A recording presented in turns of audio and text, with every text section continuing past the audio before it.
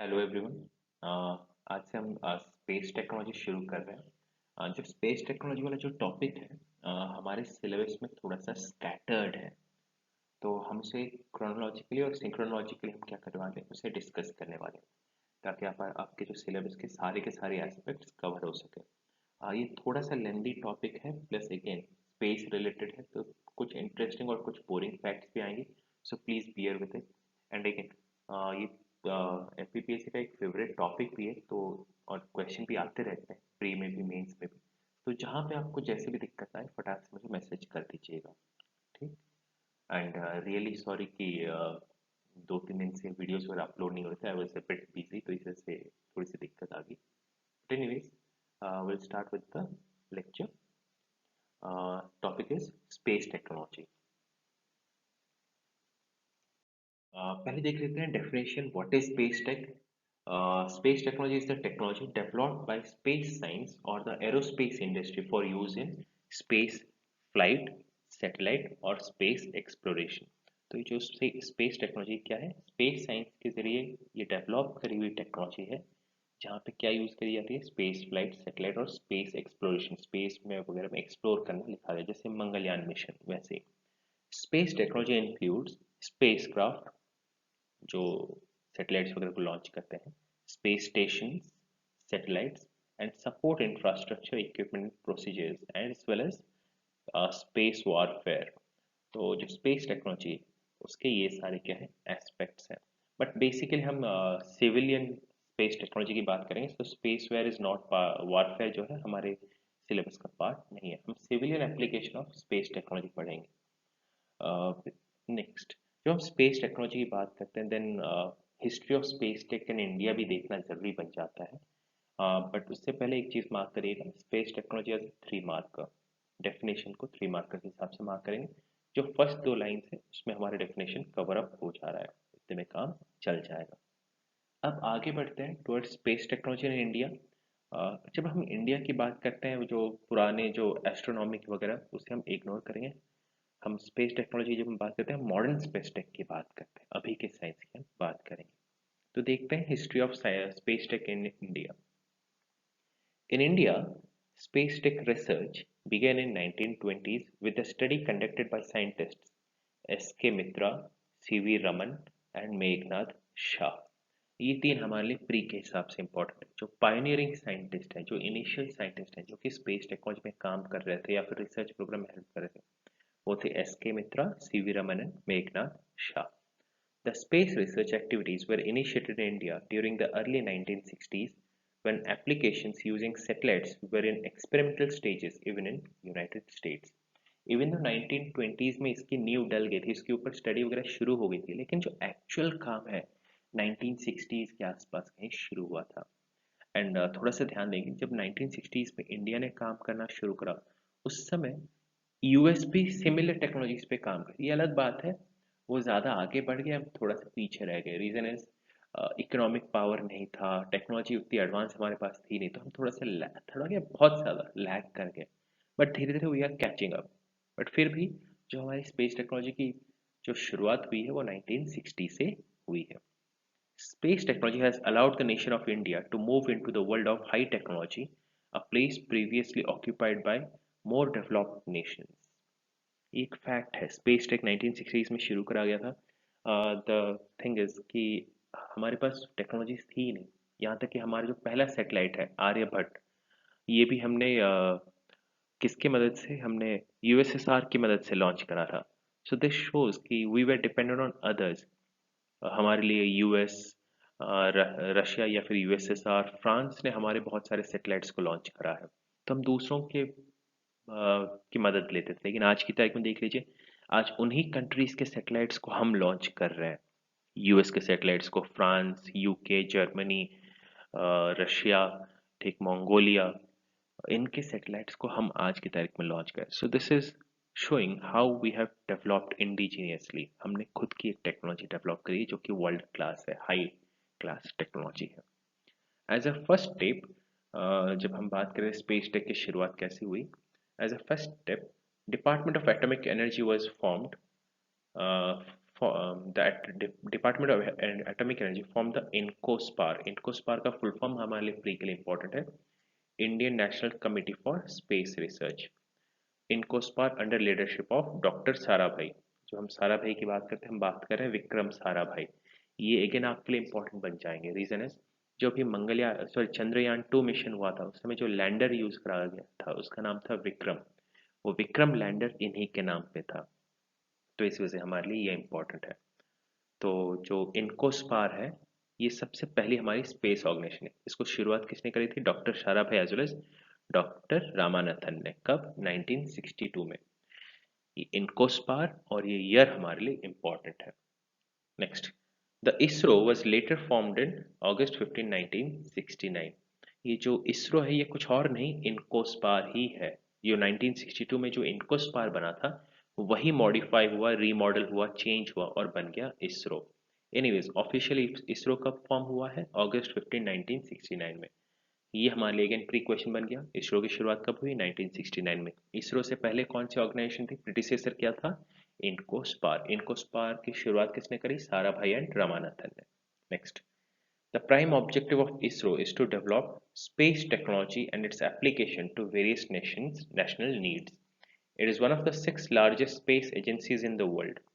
US, UK, France, China, USSR, Germany. इनके अलावा अगर किसी की स्पेस एजेंसी बेस्ट एजेंसी कही जाती है so that would be Indian. It is one of the six largest space agencies in the world. The Department of Space (DOS) and Space Commission was set up in 1972 and ISRO was brought under Department of Space in June 1st 1972. Not that much important लेकिन फिर भी एक brief reading के लिए देख लेना कि हाँ डिपार्टमेंट ऑफ स्पेस कब सेटअप हुआ? 1972 में, और इसरो जून 1st 1972 में डिपार्टमेंट ऑफ स्पेस के अंडर आ गया। आज की तारीख में ISRO is directly under department of space and department of space is directly under your PMO, prime minister's office. ये प्राइम मिनिस्टर के पोर्टफोलियो में रहता है, इसके लिए कोई और सेपरेट मिनिस्ट्री है ही नहीं। हमेशा से सिंस इट्स इंसेप्शन 1972 से लेके आज तक टिल डेट 2020 तक Department of Space and ISRO has been directly under control of Prime Minister's office or directly under Prime Minister.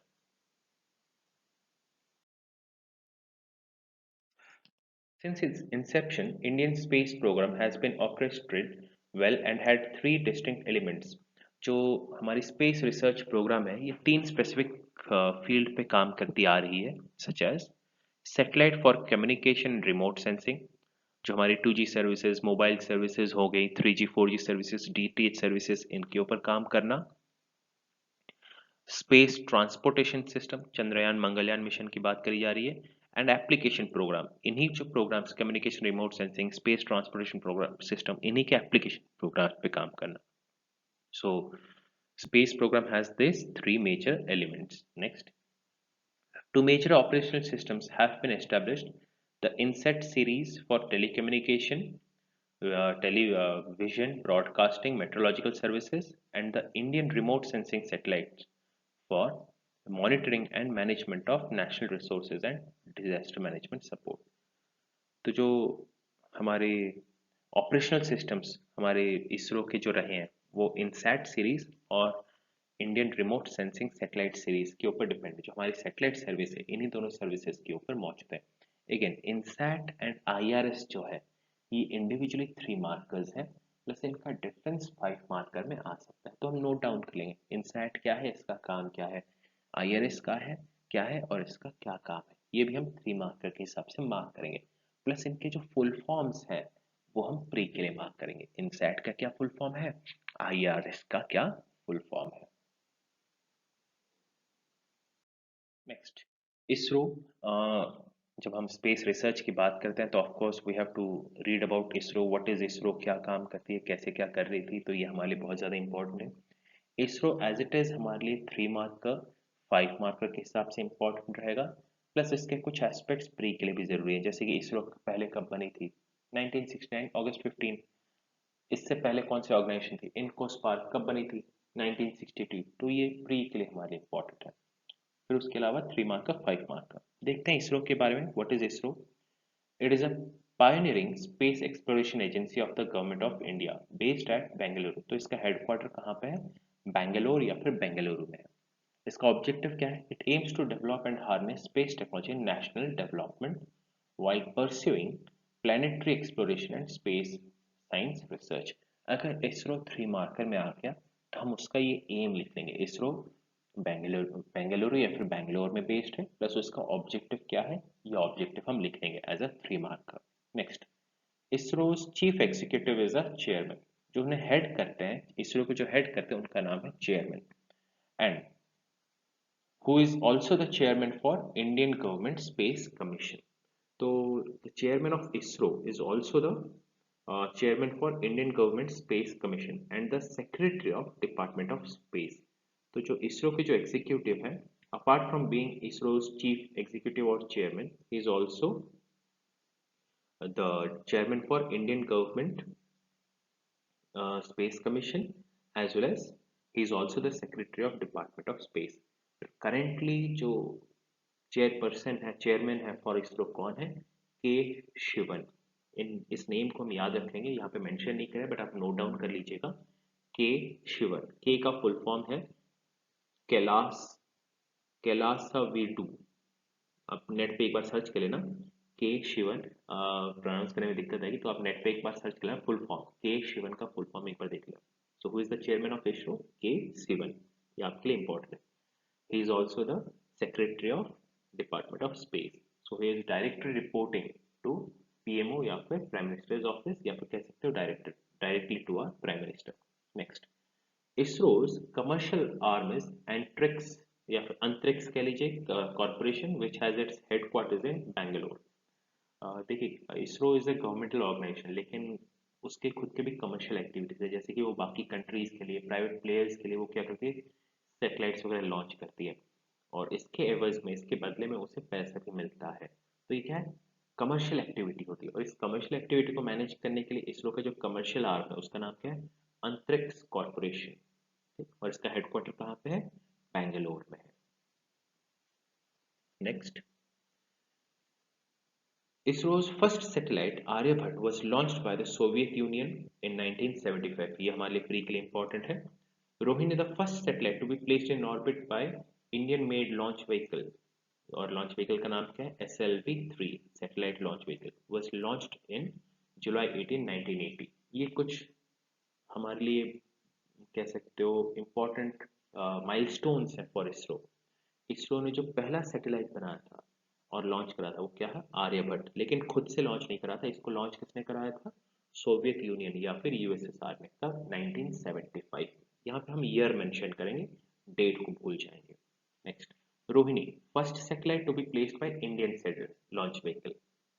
कब? 1980 में। कौन सा लॉन्च व्हीकल हमने यूज करा था? SLV-3। जैसे PSLV GSLV कहते हैं ना, इसका जो प्रेडिसेसर था वो है SLV-3। तो इस चीज को हम याद रखेंगे। Aryabhatt first satellite launched by USSR for India। Rohini, first satellite to be launched by India, और launch vehicle क्या था? SLV-3। Next, ISRO has launched several space systems including the Indian National Satellite System for telecommunication, telebroadcasting, meteorology as well as disaster warning। India ने इसरो के जरिए बहुत सारे satellite systems को launch करा है, स्पेस सिस्टम्स को लॉन्च करा है, जिसमें सबसे इंपॉर्टेंट कौन सी है? इनसैट सीरीज है। आगे इनसैट सीरीज के बारे में हम डिटेल में पढ़ने वाले हैं, so no worries about it. अभी खाली हम ब्रीफली अब देख रहे हैं। So this is your ISRO and its organisation structure as well as उसकी हिस्ट्री। आगे देखते हैं। Okay, ISRO subsequently develop launch vehicles. SLV-3 के बाद और भी लॉन्च व्हीकल्स आई हैं, जैसे कि SLV के बाद आती है ASLV, फिर आएगी PSLV, PSLV के बाद फिर आती है GSLV, फिर GSLV के बाद एक और अभी डेवलप करी जा रही है SSLV।